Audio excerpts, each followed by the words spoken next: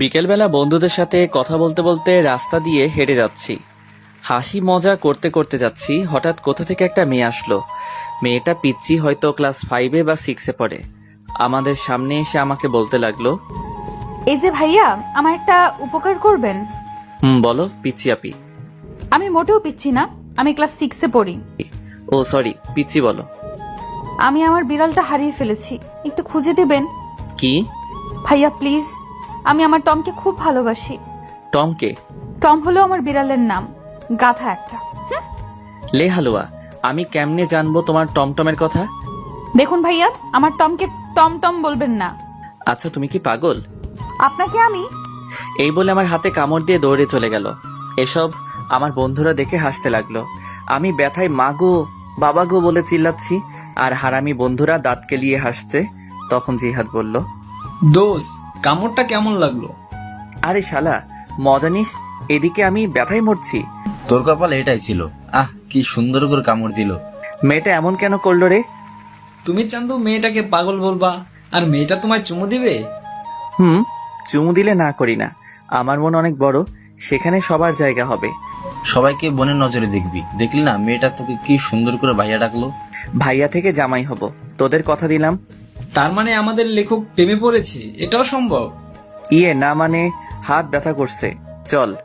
কথা এড়িয়ে যাচ্ছিস কেন? তুই ব্যথায় মরে যাওয়ার আগে স্বীকার কর।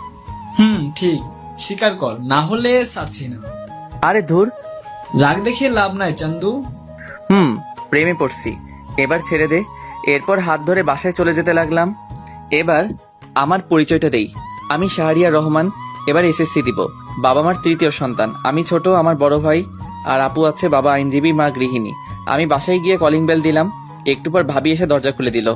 ভাবি, খুব খিদে পেয়েছে। সোফায় বস, চা আর বিস্কুট দিচ্ছি। আচ্ছা ঠিক আছে মা, কই? রুমে আছে হয়তো। এরপর ভাবি চলে গেল, আমি সোফায় বসে ফোন টিপছি। একটু পর ভাবি চা বিস্কুট নিয়ে আসলো, আমি চা খাচ্ছি আর ভাবির সাথে গল্প করছি। তখন ভাবি বলল, শারিয়ার আমাকে নিয়ে আমাদের বাসায় যাবে? কেন ভাইয়া? তোমার ভাই তো ভাই, আর তার কোনো সময় নেই, তাই বললো তোমাকে নিয়ে যেতে। ও আচ্ছা, কবে যাবে? কালকে যাব। আচ্ছা তাহলে আমি কালকে স্কুল শেষে নিয়ে যাব। আচ্ছা এখন গিয়ে পড়তে বসো কেমন? এরপর আমি আরো কিছুক্ষণ গল্প করে রুমে গিয়ে পড়তে বসলাম। কিন্তু আমার একটা অভ্যাস, পড়তে বসলে ফোন টিপি, তাই দুইটাই করতে লাগলাম। একটু পর আপু আসলো, আপু এসে ঝাড়ি দিয়ে বলল, কিরে, পড়তে বসে ফোন টিপিস কেন? আমার মনে রং লাগছে এই জন্য। চুপচাপ পড়তে বস। তুই প্রেম কর যা। থাপ্পড় দিব একটা, সে তোর দুলাভাই হয়। হইছে, যা তো, বিরক্ত করিস না। এরপর চলে গেল। আমিও মোটামুটি কালকের পড়া শেষ করে রাতের খাবার খেতে গেলাম। খাবার খেয়ে রুমে এসে ফোনটা চার্জে দিয়ে শুয়ে পড়লাম। আর তখনই মনে হলো রাস্তায় দেখা সেই পিচি মেয়েটার কথা। আমি মেয়েটার কথা ভাবছি আর একা একা হাসছি। সত্যি মেয়েটা অনেক সুন্দর। এই পিচি মেয়েটা যদি আমার বউ হতো